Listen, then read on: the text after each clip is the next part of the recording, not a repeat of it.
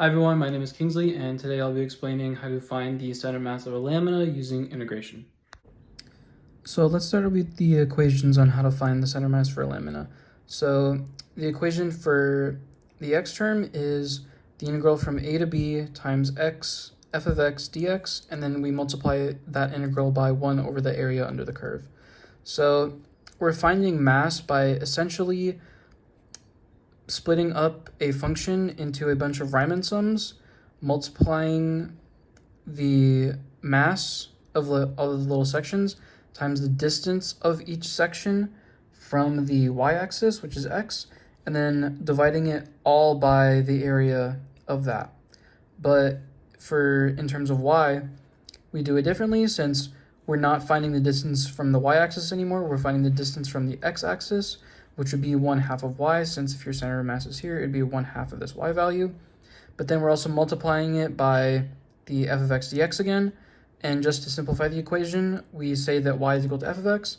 And so the equation in terms of y is the integral from a to b, 1/2 times f of x squared dx, divided all by the area under the curve yet again. And let's do example 4 to illustrate that. And it says, find the center of mass of a semicircular plate of radius r.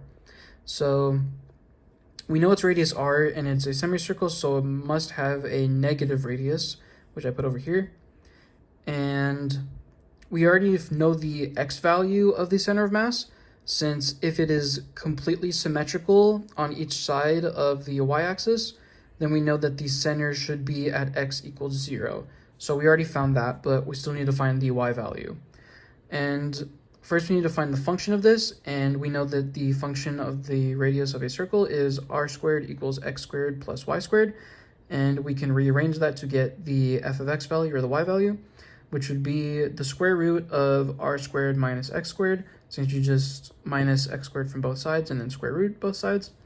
And we know that our our integral will go from negative r to r, and that the area of a circle is pi r squared, but since it's a semicircle, we just do half of the area of a circle, since we only have half a circle. And now that we have all of these, we can plug them into our y equation above, where it is 1 over 1/2 pi r squared times the integral from negative r to r of 1/2 times the square root of r squared minus x squared dx. And we are using the equation in terms of y, just because there's nothing on the other side of the x-axis, but there is something on the other side of the y-axis. And we can simplify this, so we can bring the 1/2 out, and, well, that would just multiply this by 1/2, but you see how the integral now goes from 0 to r.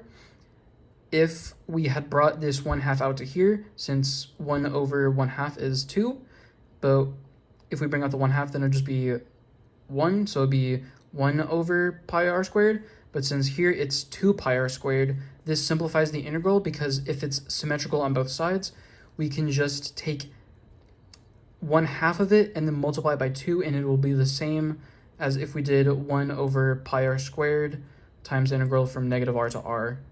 So this just simplifies it a bit.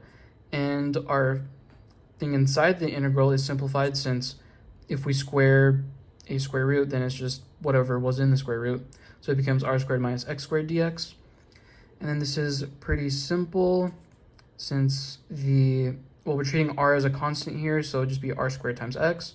And then the antiderivative of x squared is x to the third over 3, and this goes from 0 to r. So then we bring out the 2 over pi r squared from the outside, multiply it by we multiplied by r, so it's 2r cubed over 3. We multiply them both, we get 4r cubed over 3 pi r squared, and then the r's can cancel, the r on the bottom cancels, but the r on the top becomes r squared. And we get our final answer for the y value of the center of mass is 4r over 3 pi, and the final position of the center of mass would be at x equals 0 and y equals 4r over 3 pi.